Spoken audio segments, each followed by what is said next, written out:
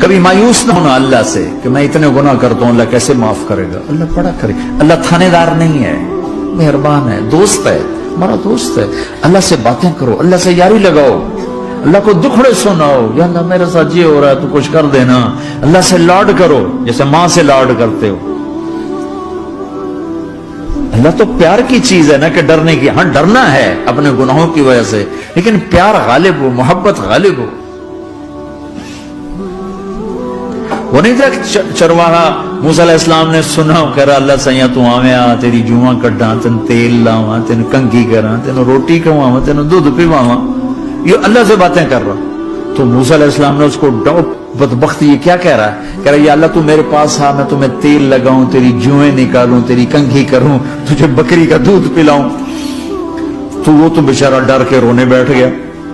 جب موسیٰ علیہ السلام طور پر آئے تو موسیٰ علیہ السلام سے اللہ نے کہا موسیٰ تو نے تو میرا یار ہی مجھ سے دور کر دی، مجھے تو اس کی باتیں بڑی اچھی لگتی تھی، تو نہیں یہ کیا، جا اس کو خوش کر کے جیسے ناراض کر کے آئے۔ چلو اس روایت میں تو کوئی اونچ نیچ ہو سکتی ہے، کچی پکی بات ہو سکتی ہے، لیکن میرے نبی کی صحیح حدیث بتا رہا ہوں۔ میرے نبی مسجد میں صحابہ ہنس رہے تھے تو آپ نے فرمایا جو میں جانتا ہوں تم جانو تو تمہارا ہنسنا بند ہو جائے، رونا زیادہ ہو جائے۔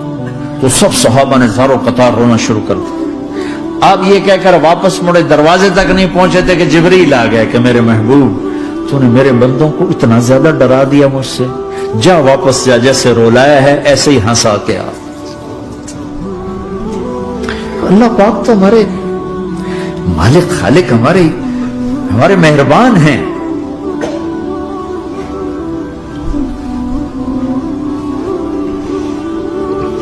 اللہ کو نہیں سنائیں گے تو کس کو سنائیں گے؟ تو جب کبھی توبہ ٹوٹ جائے اللہ کے واسطے مایوس نہ ہونا، پھر کر لینا، پھر کر لینا، پھر کر لینا، پتہ نہیں کون سی توبہ پکی ہو جائے، پتہ نہیں کون سی توبہ پکی ہو جائے۔ تو نیت کرتے سارے بھائی